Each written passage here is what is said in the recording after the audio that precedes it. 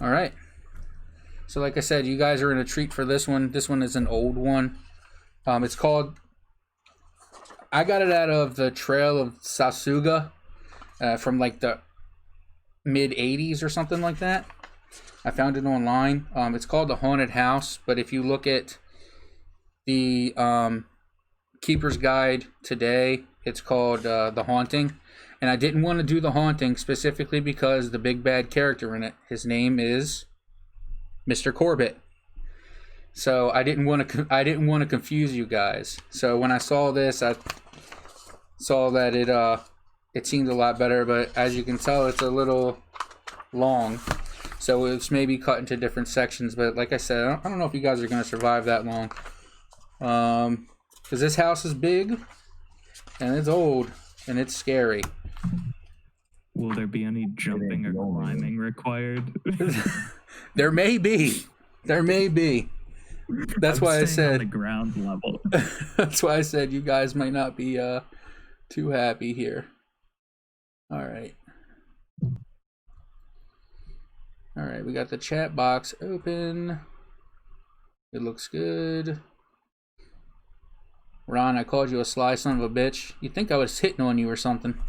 But All right, so yeah, like I said, this one's called The Haunted House, and when we left off, Jacob wasn't with us. He was back in Harvard, studying what you guys had found in the caves under Josh Winscott's house. And Jacob, you found while you were researching some of the carvings that you found inside the cave. They were very ancient carvings before man. But you did find some inscriptions of the word Yig, Y-I-G, and a name that kept occurring whenever you looked into a beast with a white crescent moon, called Hara-Saris. And you learned that he is an ancient snake-like humanoid who was kind of the, for lack of a better word, Jesus of the snake people. And Yig, who you found the name of, is the elder god that is taking the form of a serpent. So that's some background stuff, and we'll start this one with Jacob. You're still in Harvard. Mick and William, you are still in Providence. And Jacob, while you were studying the ancient carvings that you had found, while you were studying, you came across an article by Josh Winscott, who was a journalist for different magazines, and that's how you guys had kind of known each other, as you took some pictures for him and helped him kind of get into the heads of a few of these different subjects. And of course now Josh Winscott is a name you'll never forget. And especially the Winscott family home, or certainly none of you guys will forget. The article that you came across is a year and a half old, and it is entitled "Haunted Houses of Oregon and Michigan." It covers 6 different houses, but the main one it focused on was mostly the Van Laaden home, right outside of Grand Rapids, Michigan. In the article, it's basically a plea for help from a man named Maurice Van Laaden, who was a descendant of the original builder, Eric Van Laaden. The house is over 100 years old. It's been haunted for as long as Maurice can remember. He grew up there as a young child. He wishes to sell the house and all the furnishings, but hasn't been able to do so because of the reputation of the home. He is offering 10% of the sale price as a reward for anyone who can exorcise or explain the events occurring in the home. The home is a 3-story New England-style mansion. Large number of expensive antiques and objects d'art is what it said in the article. That would be worth a very hefty price. And also, you notice at the end of the article on his section of the home, it gave his name and address, and how to be contacted at the end of the article. So that's where we'll start. Jim is not with us. Jim has gone on his own adventure to look for his sister. He caught wind of his sister being in the same region, and he got a head start on you guys. And he found his sister, and he went back to Ireland. His sister was no worse for the wear, but she saw some things just like Jim saw, and she was trying to get out of there the whole time. She just didn't have a way back, and luckily Jim had access to a little bit of money, and they caught the first boat back. So you know where Mick and William are, and now all you have to do is contact them. Yeah, so I'll probably do my usual thing. Jacob would pick up the phone and just call the PI office. Or at least maybe he'd actually, because they're still in Rhode Island, he'd probably call an operator in Providence, Rhode Island, and try and locate them. Go ahead and call the operator. Yeah. Hello, I'm looking for a Nick Jones or William Beaker. You could put me in contact with them. Oh, yes, as the operator, I can put you in contact with anyone. Looks like they're staying at the Providence Inn. We'll patch you through right now. Click, and he patches you through. Ring, ring, ring, ring. And then the front desk concierge picks up. Hello, how can we help you today? Oh, yes, I'd like to be put in contact with two of the people staying here at your hotel, a Nick Jones or a William Beaker. Oh, those two characters. That's them. Last I saw, they were back at the room. The one Irish guy went away. He hasn't been back for months. They're still living on Josh Winscott's dime. No one seems to know where he is. His line of credit's still open.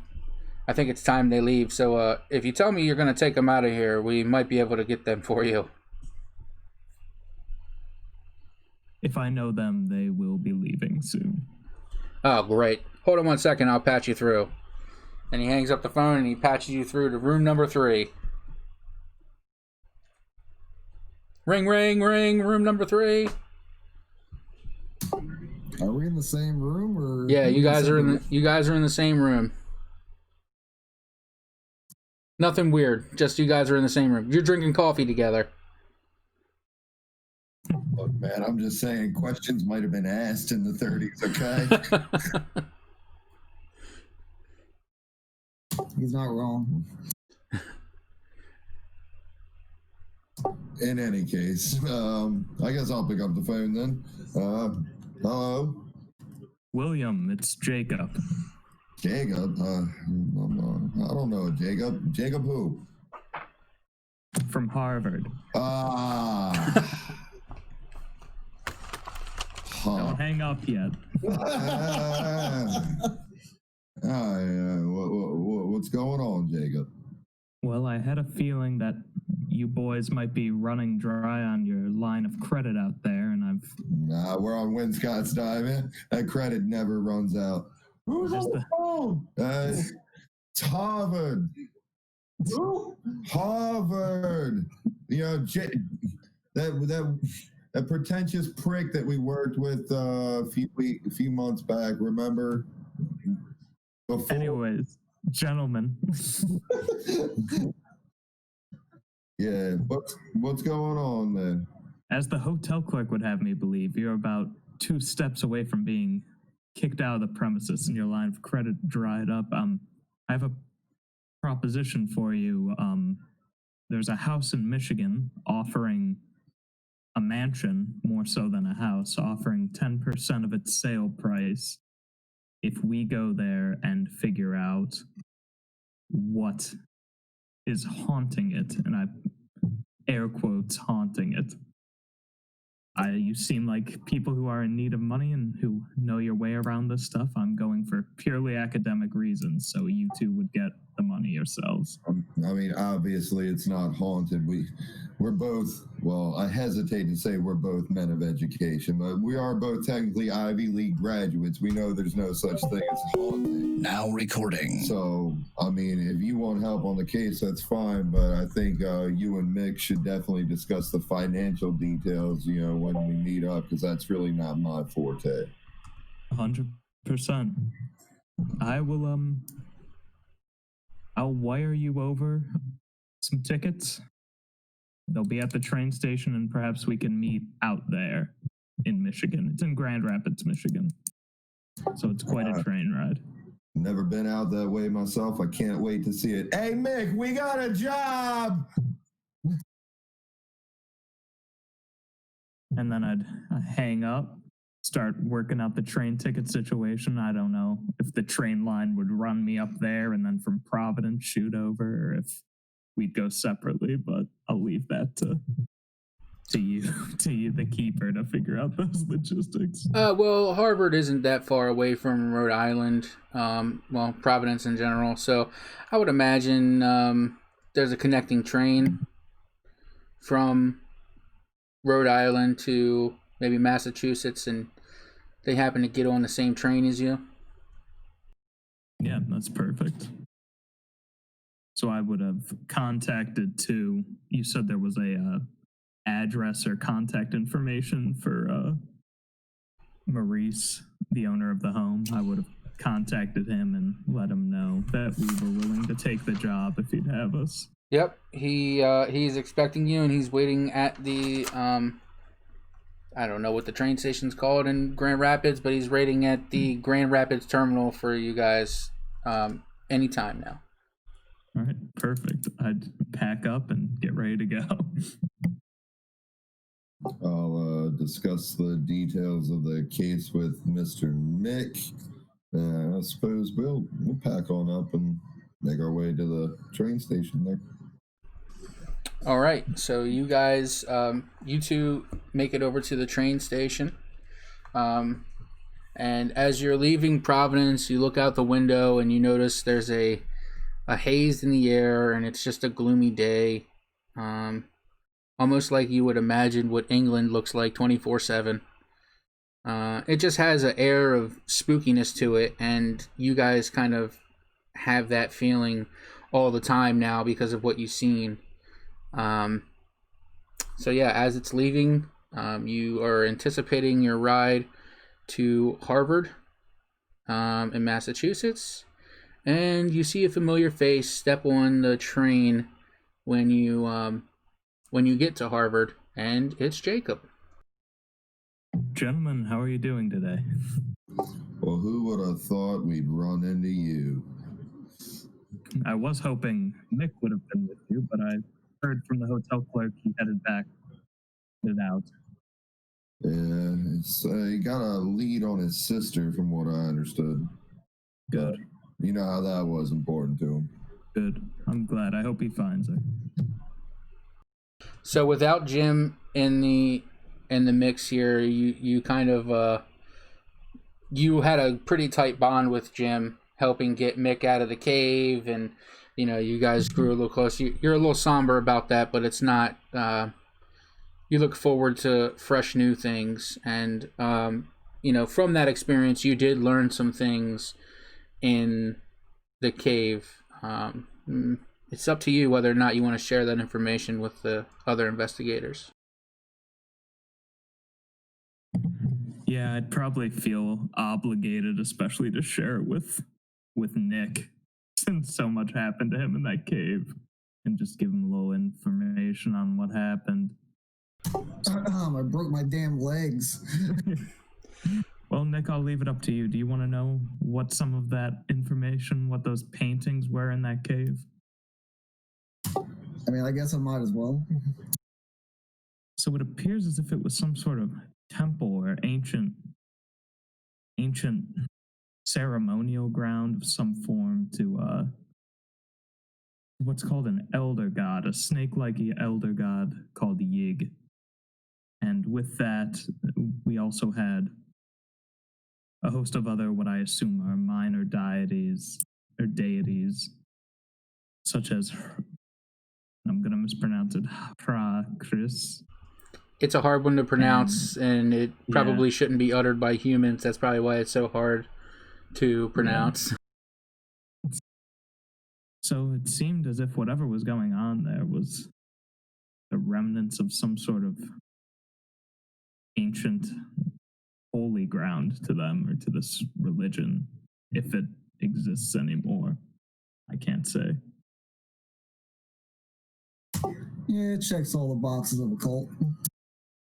Yeah, it does. But we're on to better things now. Michigan.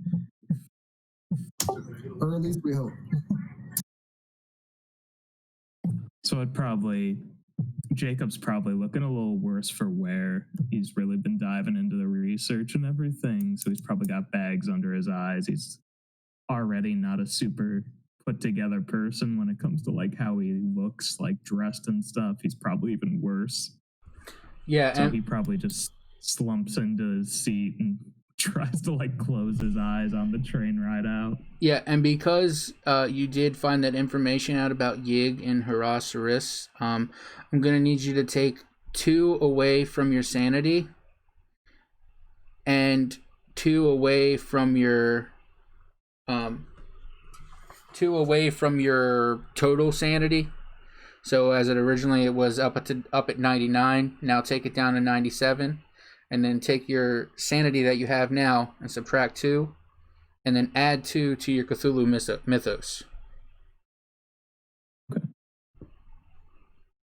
So because you learned about an elder god, Yig, and because you learned about his main servant, Herasaris, you have a little bit more cult knowledge, and you have a little bit more mythos to go on. So now when you see some things that might be missed by the naked eye, might be missed by the naked eye, or have maybe a cultish thing, I might ask you to roll a Cthulhu mythos, and if you can pass at a 2 or less, you will get 100% of the knowledge of the Cthulhu mythos, which may actually lead you to lose more sanity but gain more Cthulhu mythos. Slippery slope. Yeah. You mean like insight and bloodborne? Pretty much. So, all right, you guys pull up to Grand Rapids, Michigan terminal, and you see a man. He's standing all alone. Looks to be about his late 20s, early 30s. And he just looks like a person who looks out of his element. He's dressed very dapper. He looks as if he could be in the movies, or maybe even has movie star friends. He definitely looks out of the mix, and you kind of think to yourself, that's probably the guy we're here to see. Step off. Maurice. Professor Orleans, call me Jacob. These are my 2 associates, Nick and William. Pleasure to meet you. The pleasure's all mine. Hopefully, we can come to some kind of agreement here, and you guys can help me sell this house. Like I said, we're willing to offer 10% of the house. We can talk a little bit more about it on the ride there if you guys want to jump in my car. Yeah, that'd be perfect. And I would have, too, on the bus, discussed with William specifically, since he's sort of the leader, of the firm, the financials and stuff like that. And essentially, Jacob really doesn't want any of the money other than travel costs covered, and is willing to give the whole 10% if they do figure it out over to them. So it should be pretty simple. Oh, wow. There's a little more incentive for you guys to figure this out. Yeah, just to be clear, I don't handle the money. That guy does. Nick's the hard, grizzled veteran. The former cop. All right, so you guys get into Maurice's car. He's got a real nice car. It's not a Rolls Royce or anything, but it's really nice. And you notice that he's driving it himself. He doesn't have like a chauffeur or anything like that. But a little bit more about Maurice. Let's see. Well, that's all I can tell you now. But he says, yeah, the house is only 15 minutes away from here, and I've lived in it my whole life, and there's not really, it's got a really bad reputation. People think it's haunted. I've seen something in it when I was a little kid, but I grew up in there with my grandmom, and we heard things. We never really saw anything too crazy until, after my grandmom died.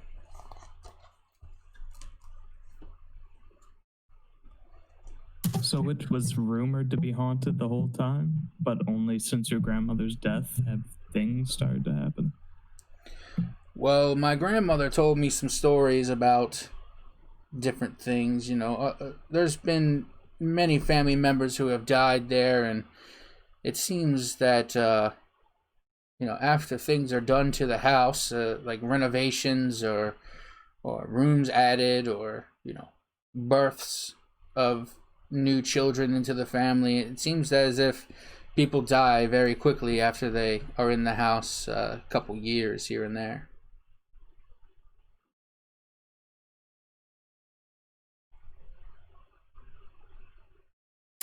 Getting real tired of all these kids being involved. Yeah, out of character, I do end up picking a lot of stories with children, and it's very weird. I don't mean to do it, I just think kids are scary. Probably because I'm about to have one.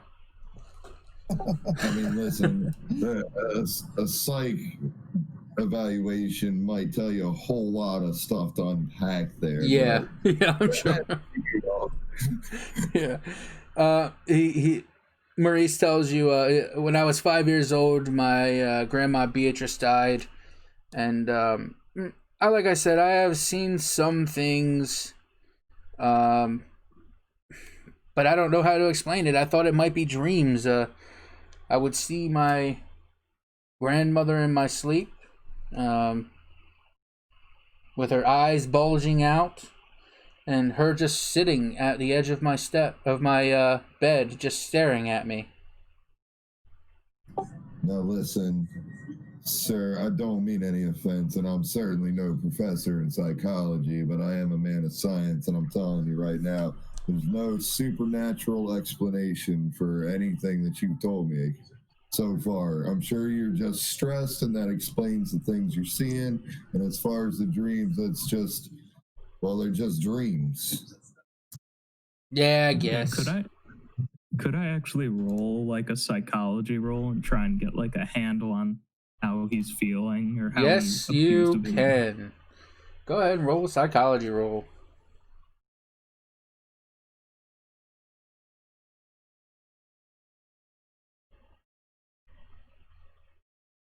That just makes it for me. So I needed a 70, got a 69. All right. So you made a good psychology roll, and it's a good thing you did, because he starts to tell you about, he doesn't really know much about his family. All he knows is that he knows his mother. He doesn't know who his father is. He doesn't really know much about the history of the family. But you notice while talking with Maurice about the house and about his family, you realize that he unconsciously is hiding facts about events that have taken place in the home. And you also notice that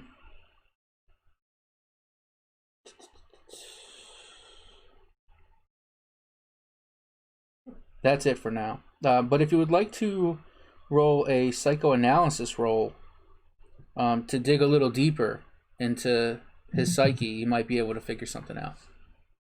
Yeah, I could do that. That is what my guy does. So that is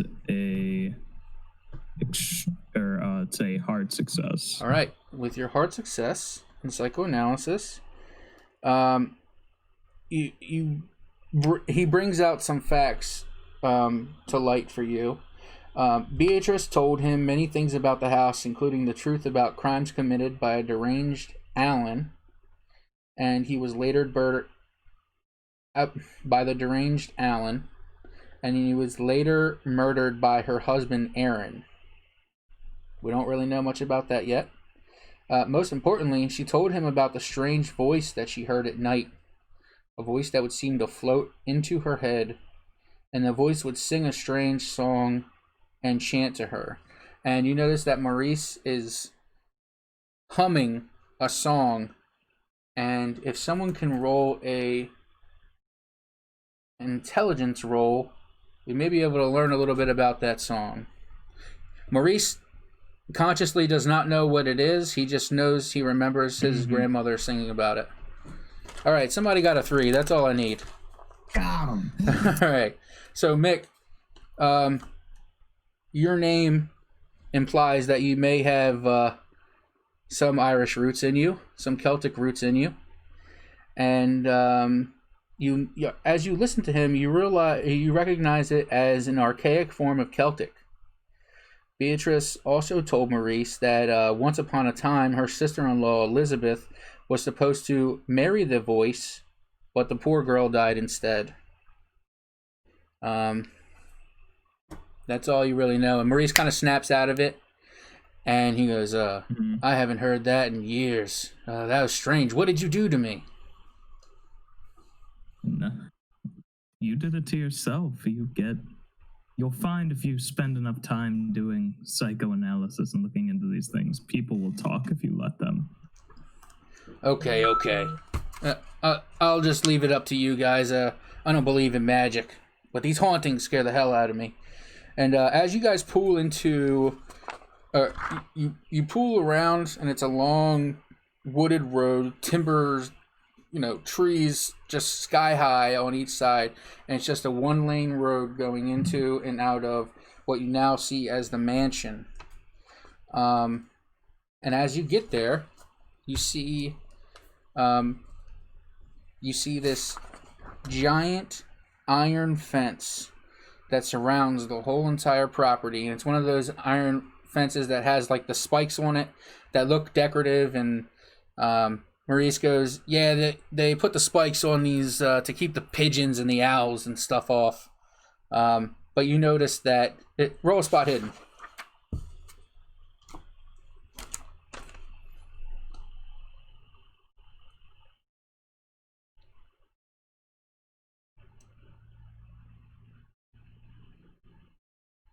Okay, looks like most of you passed, if not all of you passed. Yeah, I got an extreme on that. You notice that... Yeah. You notice that everybody that passed, it looks like everybody passed, you notice that the fence is like 9 feet high, and the spikes go up another like 2 feet with like tips at the end of them, kind of look like arrows. And it's one of those things where like you think to yourself, who the hell is trying to get in? But more than likely, who the hell is trying to get out, kind of thing. All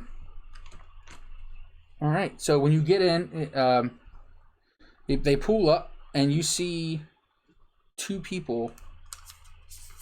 You see 2 people. It's an older man and an older lady. You see, Maurice tells you, he says, "Oh, that's Carl and that's Hildegard. They are a couple of a German descent. They've been here forever, since I was a little kid, since before then. I think they started taking care of the property around 1911, and they live in this small gated gatehouse outside the house, and that's where they live. And Carl locks up every night at 9 o'clock right before he goes to bed, and they don't go back in until the morning when they go to tend to the garden and tend to the house. And you see Carl come out, and Hildegard is kind of standing by the door. And Carl goes and gives a wave to Maurice, and Maurice waves back, and Carl goes and unlocks the wrought iron fence, or wrought iron gate, and it swings open outwards. And the car goes through. And as you go through, you're being driven to the mansion by Maurice Van Laaden, traveling north from Grand Rapids. Maurice begins to slow his car, and you are not sure where he is. After driving in this manner for some 200 yards, he turns left and carefully steers the vehicle into a narrow and rutted dirt road. We already know this. Barely more than 2 cars wide. It's probably about 1 car wide. It winds slowly uphill through the shaped by ancient glaciers.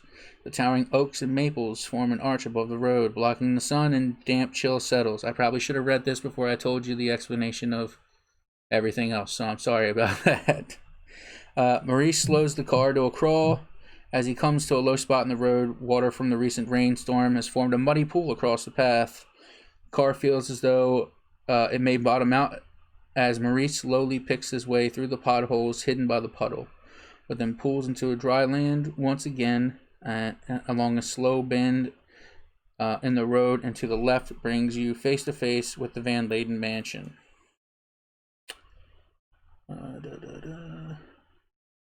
Silhouetted darkly against the gray sky, the 3-story house crouches behind an iron fence surrounded by dead and dying trees, the last remnants of paint blasted from its surface years ago by harsh Michigan winters. Its shutters are closed against the outside world, and the uninviting path to the front door is choked with shrubs. In stark contrast, the white marble statue of an old mariner, complete with ship's wheel and anchor, stands halfway between the old house and the rusting iron fence that surrounds the property. To the right stands a large carriage house of design similar to the mansion, and the sag of its roof telling of its age. Outside the fence is a small building made of brick and sturdily constructed. Standing near its front door is an old man, gray-haired and stooped. He peers at you cautiously through the small steel-rimmed spectacles. That's Carl. Carl's a caretaker. And Maurice explains to you, and he says,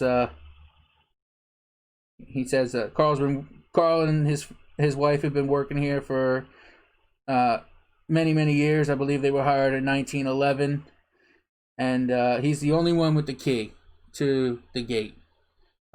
He also has keys to the house, but I also have keys to the house, but we need to talk about some things before I give you any keys. We need to come upon an agreement.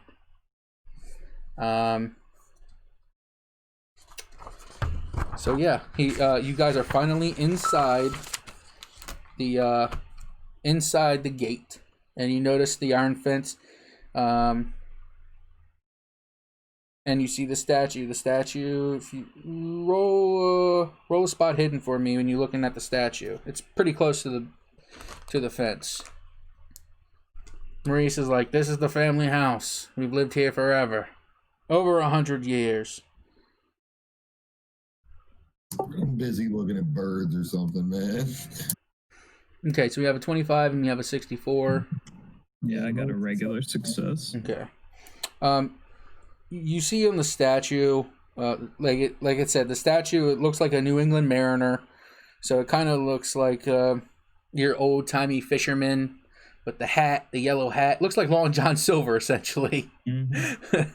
And you see a worn inscription on a pedestal of the statue. It says, "Our Father, Eric Van Laaden, 1762 to 1848.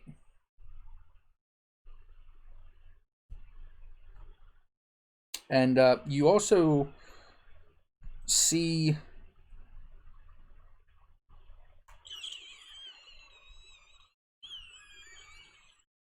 yeah, that's it. That's all you see right now.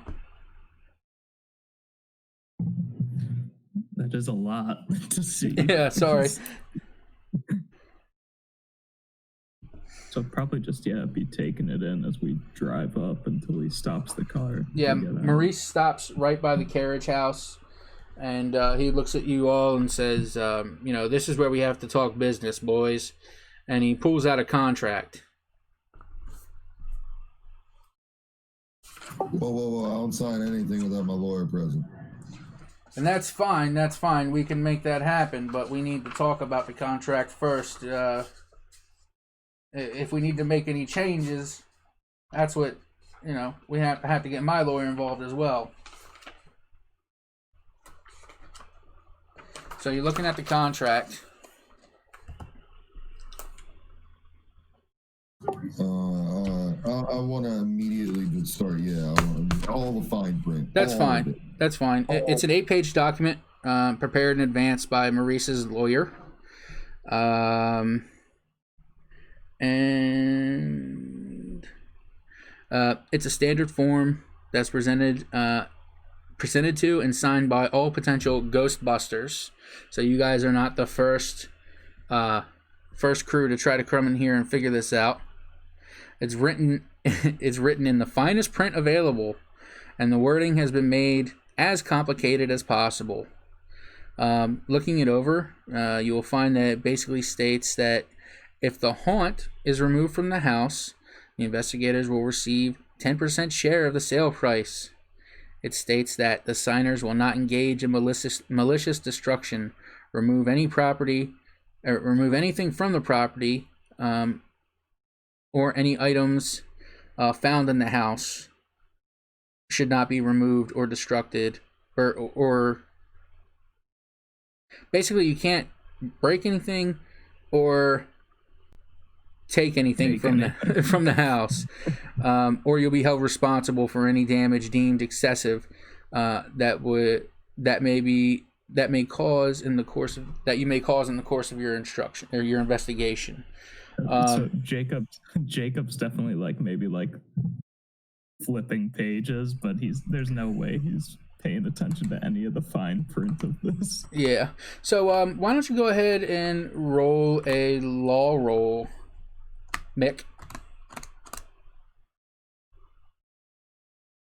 Because Mick, you've seen a lot of contracts in your day. That's definitely a normal success. I had to beat a 75. I got a 52. You notice that just by looking at this contract, there are loopholes after loopholes in this thing, and they're designed to prove that your investigation is more costly than it would be for you to get the 10%. For instance, because you rolled successful law, it says contract calls for you guys to prove that the haunt has been expelled, but there's no mention made of what would be deemed as proof. And later in the document, there's a rather vague mention of 10 years being a fair amount of time to prove the absence in the haunt, if no other proof can be offered.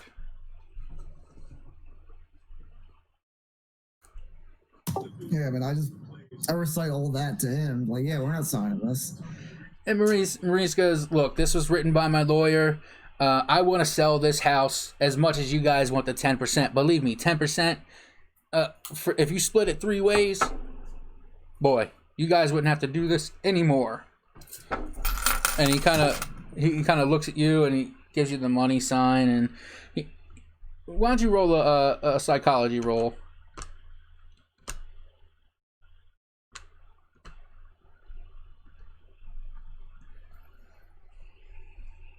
All right, we got a 50. Success. So yeah, I had to beat a 60, so I got a 50. Perfect. You can tell that Maurice doesn't intend to cheat you. He's merely trying to protect his investment, essentially. So when he believes that the haunt has been exercised, he will pay you guys. And a matter of fact, with the amount of money that he has, he'll probably pay you right out of pocket, right then and there. If you want to roll a law roll again, we might be able to give you a couple more loopholes here that aren't mentioned.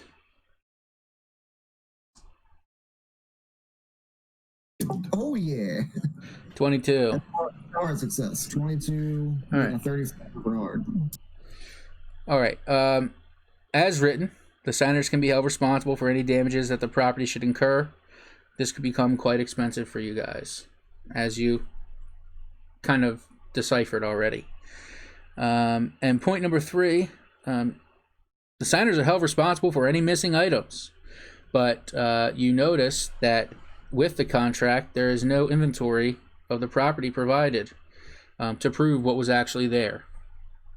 So basically, he could say that something was gone and could hold payment if he wanted to.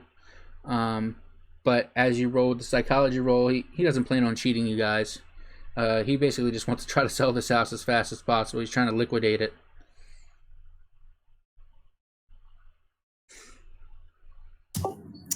Yeah, I mean, I say to the man, with all due respect, I don't care if you wrote it or a lawyer wrote it. I'm not signing a binding contract with basically, we could end up us out of pocket from this. So I mean, we can shake hands and make a deal man to man right here. But I'm not signing that contract. If Nick don't sign, I don't sign. Jacob? Jacob's probably still like just looking at the statue and at the surroundings, really not paying attention to You notice while anything. looking at the statue that you kind of are like looking at it, you're touching it, and you notice that on the pedestal, you tap on it, and you realize it's hollow. And when you reach inside, there's an old ship clock, and inscribed on it is the name Tanager, Tanager, along with dried remains of a wreath placed there by the family upon dedication of the sculpture.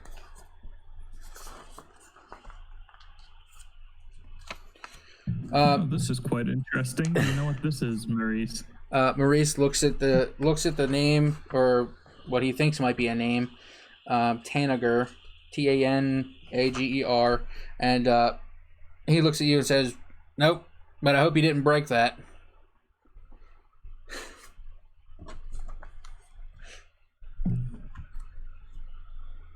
We haven't signed a contract yet or come to any kind of agreement. I think perhaps the agreement we could come to, if you'd be willing, is to simply maybe write down on a piece of paper, "We will get rid of the haunting in your house, at which point you will pay my 2 associates their portion of the sale."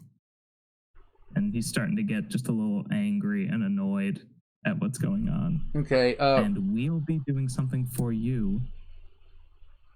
A favor, even.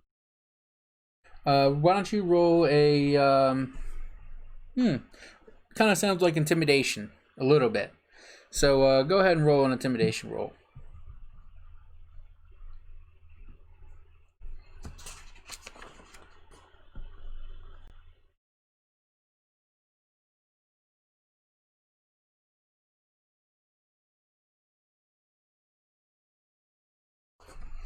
He says, "Okay, all right, look." Hold it off. he says, "Oh, okay, all right, look. My lawyer's back in town. I don't want to get him involved. You guys came all the way out here. Here's what we can do. You guys investigate. If you can figure it out in a month's time, then I'll give you each 10% as promised. But you will only receive payment after the sale of the house.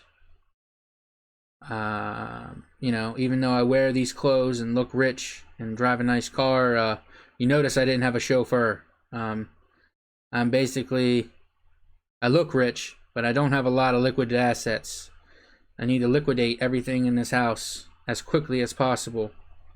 My family fortune is old money, and as it's transferred hands throughout time, people sold things off, people have squandered money, and here I am left with almost nothing."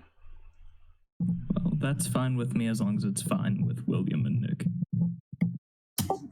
That sounds fair. And Nick will hold out his hand to shake his hand. He holds his hand out a little shakily. Mick, you shaking his hand? Yep. Mick gives a handshake, a nice firm handshake, and kind of looks right into his eyes and kind of like a "I know that you know." And Maurice says, "I can see that you guys have read the contract pretty close and you don't have a lawyer. If 1 or 2 things happen to go missing, I might not be as mad about it as you think."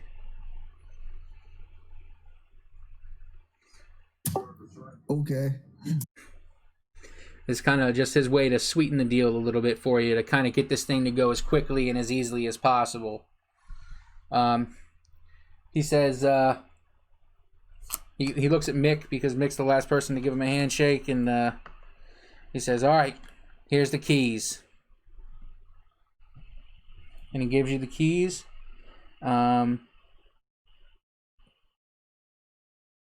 Yeah, he gives you the keys, and he looks at Carl and says, Carl, these 3 gentlemen will be staying here for a while, for about a month to 2 months, and they're going to deal with our little ghost problem, and hopefully we can sell this house, and, you're a package deal with the house. I don't think you're going anywhere. Carl kind of looks at him and says, okay, boss. And he kind of looks at you guys, and roll a spot hidden.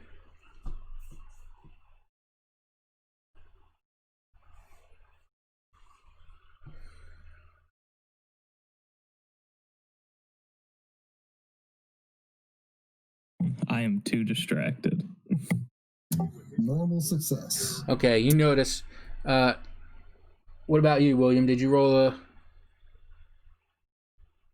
Yeah, that is a normal success for me. Okay, normal success. So you look at him, and he looks a little worried. And he kind of goes back and looks at Hildegard, and you see them talking to one another, and it kind of looks as if they're bickering a little bit. Does anyone know German as a language? Okay. You just hear them kind of whisper fighting to one another, and nothing pokes out to you guys that's that you would understand. So you guys have the keys now, and on the key ring, I believe there are 3 keys. All 3 keys are the same, I believe. I think yes, it's basically like a skeleton key kind of thing. One key opens up all the doors. So yeah, and Maurice looks at you guys and goes, all right, well, I'm gonna go back to my apartment. I guess I'll see you in a month or so. There's no telephone. The house is 15 miles away from the closest town. Carl and Hildegard stay on the premises 24/7. The only time they're inside the gate is during working hours, which would be from 7 to 5. At 9 o'clock, Carl closes the gate and locks it. And Carl's a little old. He's a little hard of hearing. So I guess if you need him, scream. And he kind of chuckles and walks away back to his car, and he says, look forward to actually signing a contract with you guys later on down the road. And he gets in his car, backs off, drives away. Well, shall we? Yeah, I guess let's get started. All right. And Carl kind of sees you guys walking in, and he comes to you, and he looks at you and he says, look, before you walk in, I need to tell you a few things. And he says all this in a German accent, which I'm not going to try to do because I don't want to piss off anyone that's German that might hear this. He says to you that he says, I don't really believe in ghosts. But my wife told me a story once, and well, maybe she should tell you. And she's kind of cowering over by the front door, still looking at you guys, and he calls her over, and she comes over in really broken English, but you guys can still sort of understand her. She says, one day while Carl worked in the small garden surrounding the statue of Eric, I was alone in the house. I was scrubbing the marble tire in the foyer.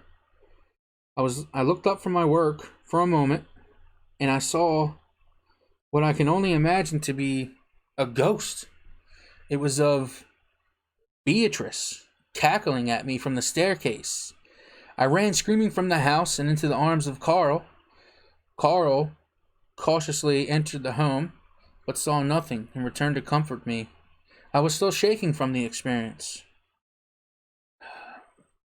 I didn't want to say this while Maurice was here, because we do get paid to clean the house. But ever since that day, neither of us have entered the house since.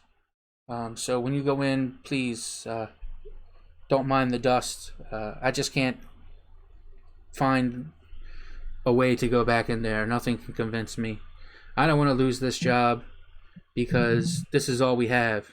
This is the only place that we know. It's the only place that we have ever lived since being in America. We live to serve the family, and it saddens me deeply that I can't do that anymore. Your secret is safe with me, for sure. But let me ask you one thing. Yes. Was Beatrice... Did you get along with her when she was alive? She was very nice when she was alive. When her husband died, she kind of became more of an introvert and stayed within the house. She kind of, well, I don't want to speak ill of the dead, but she kind of became a little crazy, you would say. Interesting. Well, thank you so much. Please be careful in there, boys. It gets a little scary in there.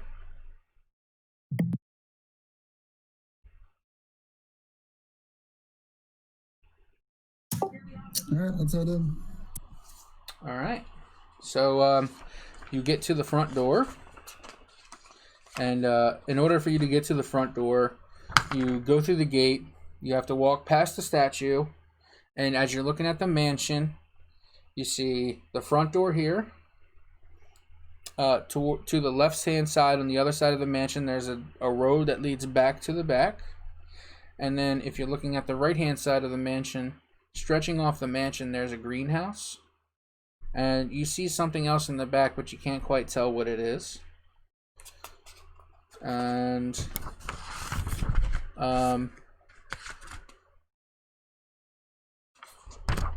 yes. Would you like to maybe walk around the grounds first, or maybe notice that no one did any investigating at a library? What time of day is it? It is about midday, so I would say maybe 1 o'clock, 2 o'clock. Yeah, I want to take a stroll around the house, see what's going on out back, see what the layout looks like. I wouldn't mind checking out that there greenhouse. Okay. And Jacob? Jacob probably heads inside and starts looking to see if there's an office. He probably will stay only on the first floor for now, just because he's unfamiliar with the house. But he'll start looking around the first floor for any form of office or library or something like that. Okay. All right. Let's start with Jacob first, and then after I kind of give you guys the basic understanding of the first floor and the basic understanding of the outside, we'll go ahead and take a break real quick. So we'll start with Jacob. As the door, use the key, and as the door to the house creaks inward and the rays of light pierce the gloom, the whirling of dust dancing in the yellow beam tells of a general condition of the interior. Everywhere you have a lantern. Everybody gets a lantern in this. Sorry, I didn't tell you that before. I didn't think about it. Everywhere you swing your light, you find thick coats of dust and great cobwebs, heavy with grime, stretched across archways and hanging from the ceiling fixtures and furniture in sticky webs. You can smell the musty odor that pervades the structure, an odor of age and containing an unnatural cloying dampness. A quick glance around gives you the feeling that the house is left in haste some years ago. Tables are set, candles stand ready in their holders, and each fireplace is set with logs and tinder ready for lighting.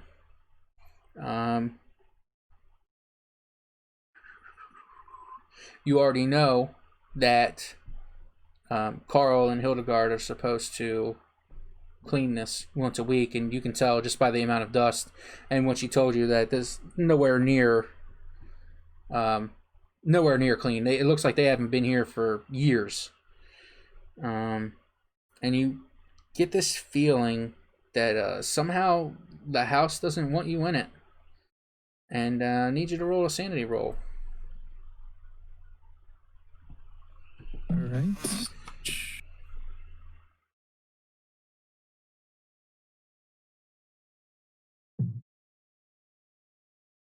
That is a failure.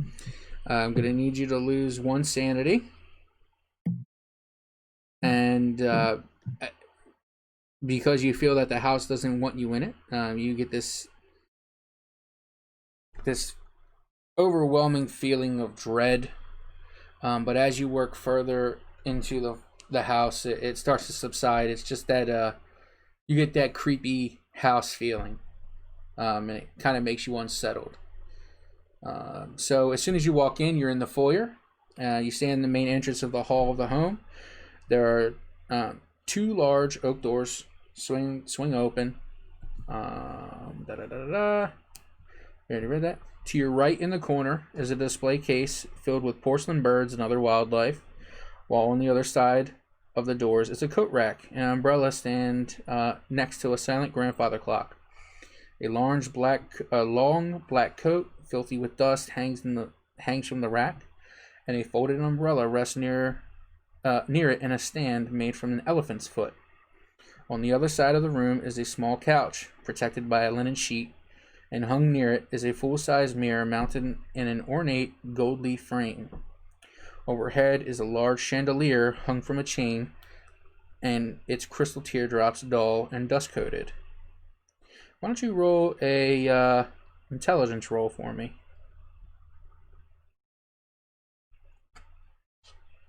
All right.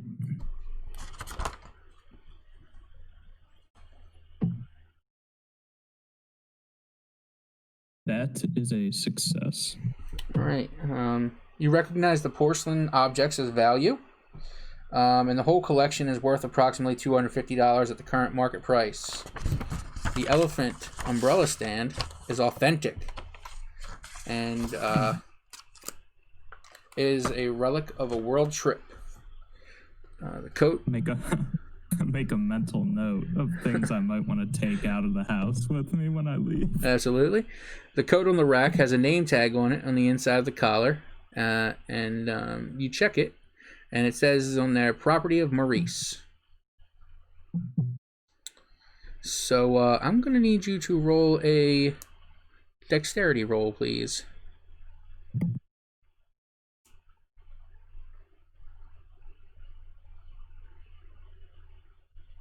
Or a dodge, I guess it would be. I'm sorry. Your dodge is half your dex, right? Yes, dodge is half dex, but either way, it's a failure. Okay. So,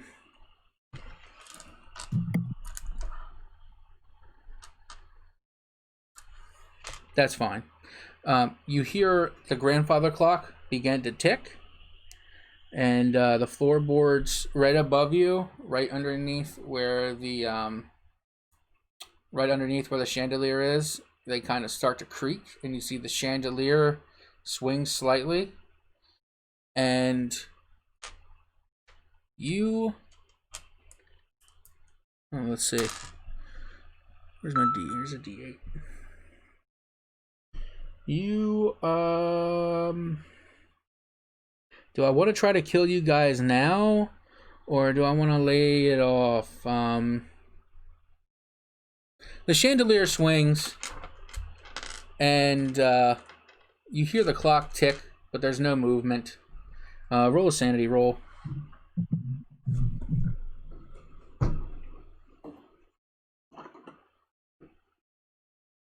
Sanity roll coming up. My guy's going through a trip right now. Yeah. He's 3 steps into the house. All right, that's a success. All right. You still have that uneasy feel, but maybe something shook loose when you walked by the clock, and that might be the cause of the sound of the grandfather clock ticking. ticking.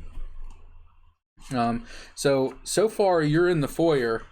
Do you want to travel forward yet, or do you want to? I might chill out there. Okay. After all that. All right. Yeah, regroup. You're just standing in the.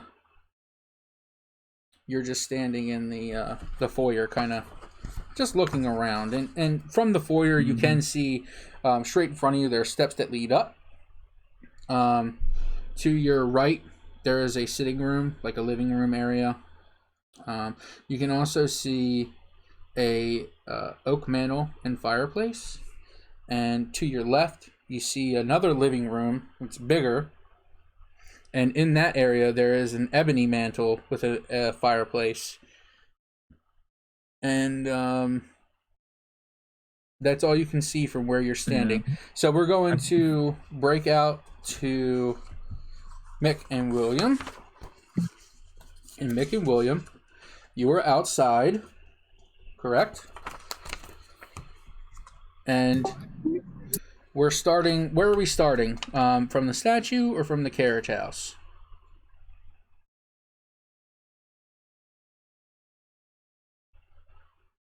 I know William wanted to go see the greenhouse, so. The greenhouse. Okay, so I'm going to lay out of the outside, so I'll just go with him to the greenhouse for now. Okay, so if you're looking at the statue, you walk to the right, and you see the greenhouse, and just beyond the greenhouse, you see a tool shed, or a shed. You don't know what it really is, but it looks like a tool shed. And if you look from the tool shed, look left. Go ahead and roll a spot hidden because it's a little far away.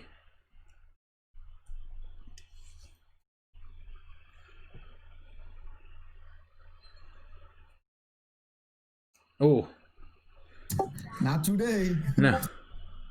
All right, William, you see it clear as day. I don't know what happens with Mick. You just don't see it. You can't even see your feet on the ground. I look directly at the sun. William, you see in the very far distance, at the very corner of the property, inside the fence, what looks to be a graveyard. And you also see in the very back of the property, midway between the tool shed and the graveyard, there seems to be a path on the outside of the fence that leads to more area. All right, so you're standing at the greenhouse. It's easily visible near the carriage house. Obviously, there's glass panes that are coated with dirt and grime, but surprisingly, none of the panes seem broken. Yeah, none of the panes seem broken. There is a door. It's also glass, but none of the panes seem broken, and it's very grimy. Maybe one of you would like to maybe wipe off the film, or... Yeah, I'll go ahead and do that. Okay, so you take your arm and you kind of wipe it, and you notice that as you do that, it doesn't do anything. So it leads you to believe that the inside surface of the glass is just as badly coated as the outside, and you can't see anything.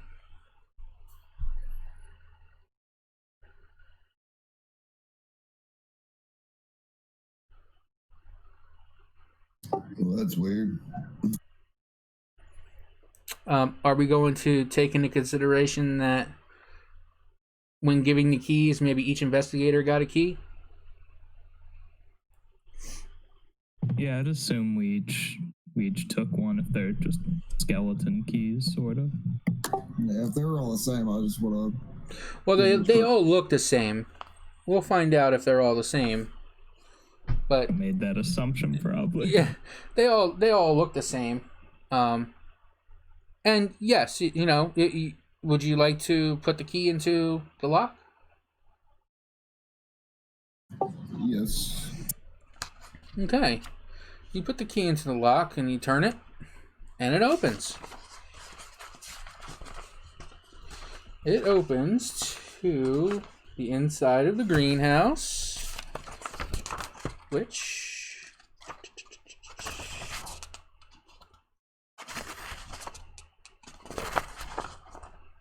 As you enter the greenhouse, you become aware of an aura of death and decay.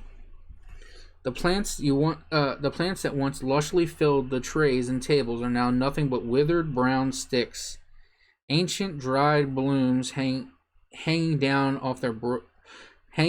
or broken off and lying in the soil-caked floor. Near the exterior door, set into the floor, is something. It's 2 feet square with a wooden pin thrust into it to keep it closed. It looks like a door of some sort.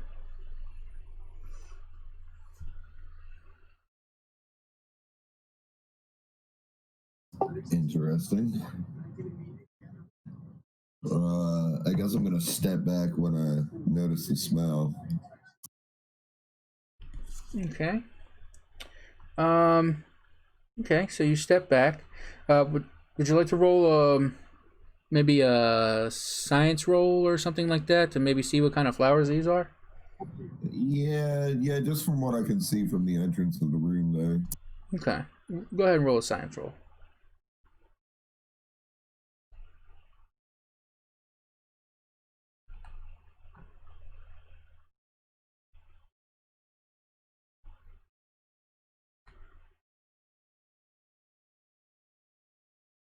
Yeah, it's gonna be no dice. Okay, you can see that they used to be vegetables and some kind of flowers as well, but you don't really know what they are. You guys do see this door though. Would anybody like to investigate the door?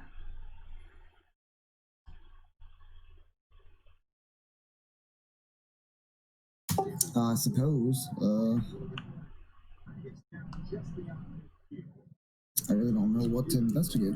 So with the door, it is a 2-foot square, and it has a wooden pin through the hasp to keep it tightly shut. Would you like to remove the pin and open the door?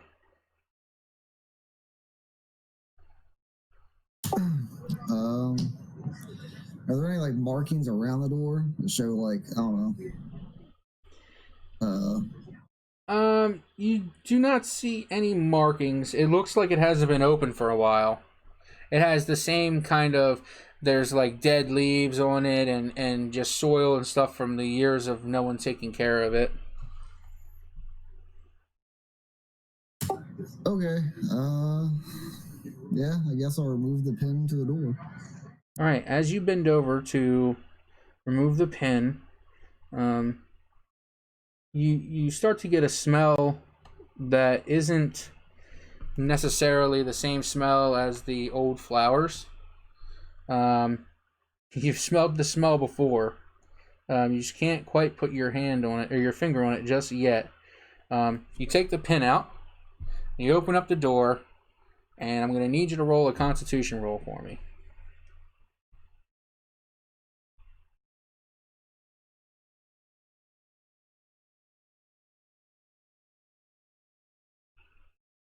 Okay. Got him. So you see that you see that smell. You smell that smell, and it is very obvious of the last case, the case before that, and the case before that. It is dead, decaying flesh. Would you like to enter the room? Sorry, William. Are you still in the room? If you're in the doorway, it's considered the room. I'll need you to roll a Constitution check. All right.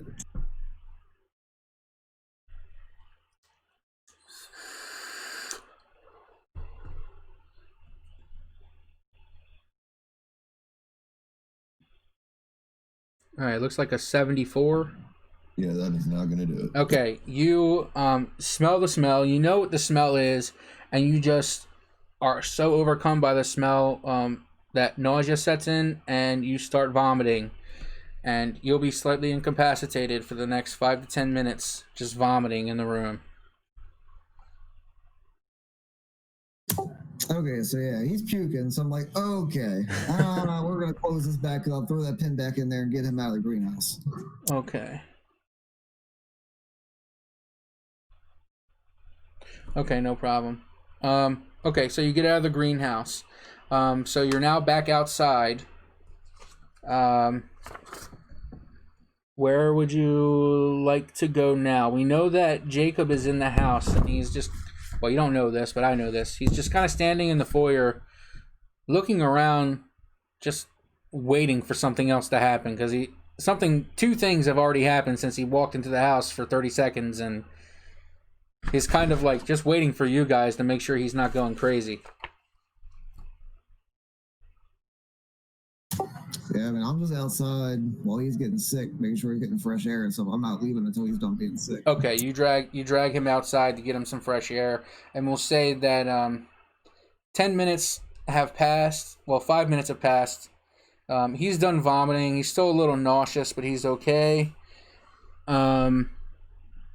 Yes, so you are now outside the greenhouse. Would you like to journey into that hole in the greenhouse, or would you like to try somewhere else? I want to check out the shed. You want to check out the shed? Okay. All right. Well, let's go ahead and take a quick break, and then we will check the shed out as soon as we come back. Okay.